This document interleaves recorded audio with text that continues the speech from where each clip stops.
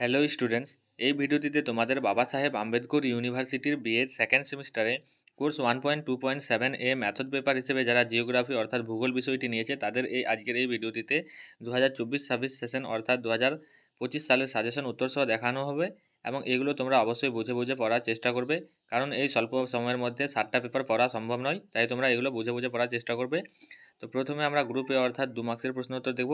তার আগে বলি, যদি তোমরা এগুলো পিডিএফ আকারে পেতে চাও তাহলে আমার সঙ্গে 7718187415 এই হোয়াটসঅ্যাপ নম্বর অথবা আমার টেলিগ্রাম চ্যানেলে যোগাযোগ করতে পারো।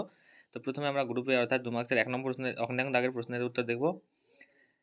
1 নং দাগে আছে তোমাদের ভূগোল পাঠদানের মধ্য দিয়ে শিক্ষার্থীদের মধ্যে কিভাবে জাতীয় সংহতির ধারণাকে সঞ্চারিত করবেন। 2 নং দাগের প্রশ্ন হলো ভূগোল শিক্ষণের দুটি উদ্দেশ্য লিখুন। 3 নং দাগের প্রশ্ন হলো বিদ্যালয় শিক্ষায় বক্তৃতা পদ্ধতি ব্যবহারের দুটি অসুবিধার উল্লেখ করুন, অথবা ভূগোল শিক্ষণে বক্তৃতা দান পদ্ধতির যে কোনো দুটি অসুবিধা লিখুন। 4 নং দাগের প্রশ্ন হলো প্রকল্প পদ্ধতির যে কোনো দুটি সুবিধার উল্লেখ করুন। 5 নং দাগের প্রশ্ন হলো মাধ্যমিক স্তরে ভূগোল পাঠ্যক্রম গঠনে যে কোনো দুটি নীতি উল্লেখ করুন। 6 নং দাগের প্রশ্ন হলো ভূগোল শিক্ষণে দুটি মূল্য উল্লেখ করুন।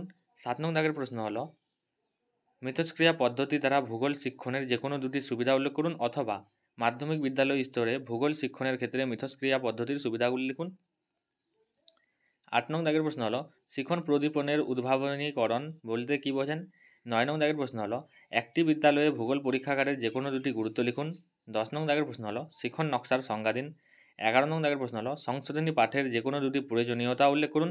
12 নং দাগের প্রশ্ন হলো ভূগোল শিক্ষণের দুটি লক্ষ্য উল্লেখ করুন। 13 নং দাগের প্রশ্ন হলো ভূগোল শিক্ষণে আঞ্চলিক পদ্ধতির দুটি গুরুত্ব উল্লেখ করুন।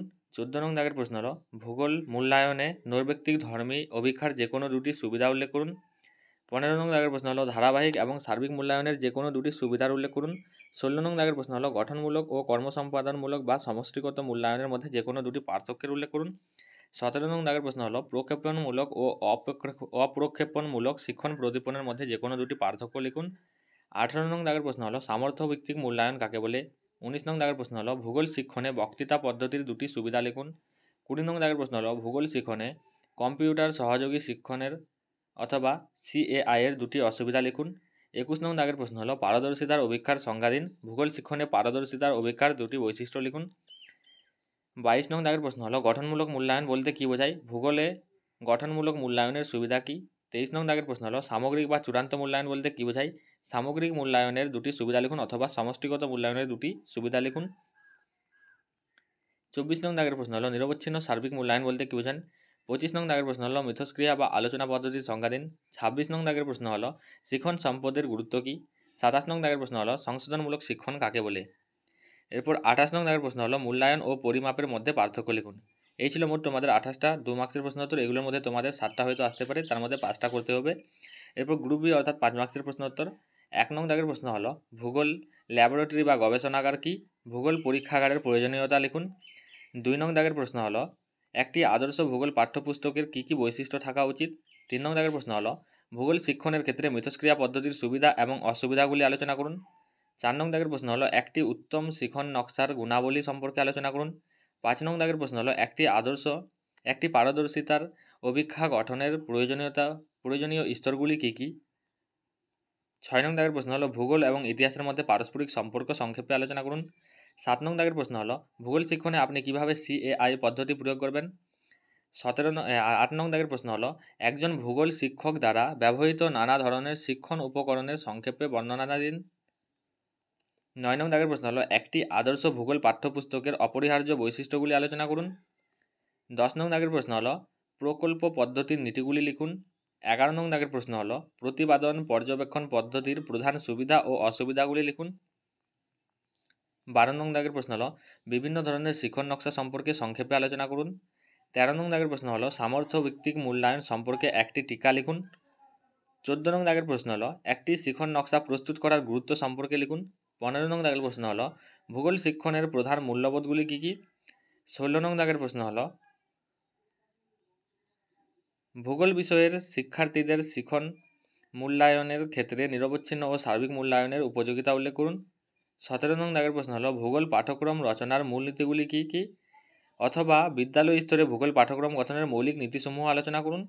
এরপর 18 নং দাগের প্রশ্ন হলো ভূগোল শিক্ষণে আবিষ্কার পদ্ধতির দুটি সুবিধা ও অসুবিধা লিখুন। 19 নং দাগের প্রশ্ন হলো ভূগোল শিক্ষণের মাধ্যমে জাতীয় সংহতির বিকাশ কিভাবে করবেন। 20 নং দাগের প্রশ্ন হলো প্রকল্প পদ্ধতির সুবিধা ও অসুবিধাগুলি লিখুন।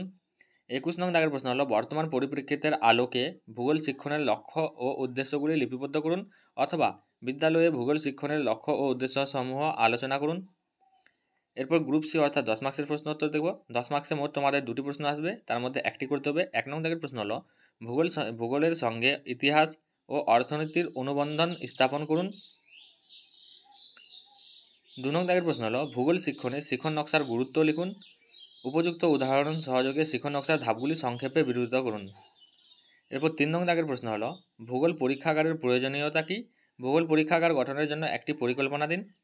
4 নং দাগের প্রশ্ন হলো ভূগোলের সঙ্গে সমাজবিজ্ঞানের অন্যান্য বিষয়ের কিভাবে সম্পর্ক নির্ণয় করবেন, উদাহরণ সহ উত্তর দিন। এরপর 5 নং দাগের প্রশ্ন হলো প্রকল্প পদ্ধতি কী, ভূগোল শিক্ষণের ক্ষেত্রে এই পদ্ধতি আপনি কিভাবে প্রয়োগ করবেন। 6 নং দাগের প্রশ্ন হলো ভূগোল শিক্ষণে ষষ্ঠ থেকে দশম শ্রেণীর যে কোনো একটি বিষয়কে কেন্দ্র করে একটি শিখন নকশা প্রস্তুত করুন। এই প্রশ্নের উত্তর তোমরা যে লার্নিং ডিজাইন প্র্যাকটিকামটা করবে কোর্স 1.2.7 মেথড পেপার থেকে, সেটাই তোমাদের উত্তর হবে।